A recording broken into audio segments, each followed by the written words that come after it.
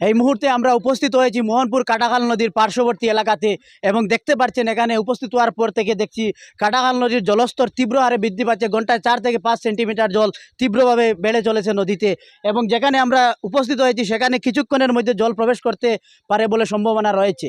এবং শুকনার মৌসুমে এখানে বহু কোটি টাকার প্রকল্পের কাজ করা হয়েছিল, সেই প্রকল্পের কাজে গফিলতি করার কারণ ডিপার্টমেন্টের মানুষরা আজকে এই চরম দুর্দশায় ভুক্ত হয়েছে স্থানীয় জনগণ।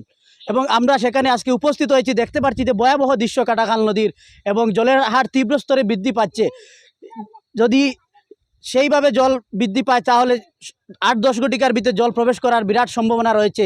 আর এদিকে যদি জল প্রবেশ করে সমগ্র আলগাপুর সমষ্টি মানে জলে প্লাবিত হতে পারে বলে প্রাথমিকভাবে ধারণা করা গিয়েছে। বর্তমানে আমরা সরাসরি লাইভে সম্প্রচার করতে চাচ্ছি যে প্রশাসন এবং ডিজাস্টার ম্যানেজমেন্টের এবং বিভাগীয় কর্তৃপক্ষের দৃষ্টি আকর্ষণ করতে চাচ্ছি যে অতি তাড়াতাড়ি এই দিকে জল প্রবেশ না করার জন্য স্থায়ী সমাধান করার জন্য আমি আহ্বান করছি। এবং স্থানীয় বহু সংখ্যক জনসাধারণ সেখানে উপস্থিত রয়েছেন এবং তাদের কাছ থেকে আমরা জানতে পেরেছি যে সকাল থেকে কমসে কম 4-5 হাত জল বৃদ্ধি পেয়েছে। মানে আরও কিছুটা জল যদি বৃদ্ধি পায় তীব্র হারে তাহলে কিছুক্ষণের মধ্যে সে জায়গায় ভাঙ্গন হতে পারে বলে ধারণা করা গিয়েছে।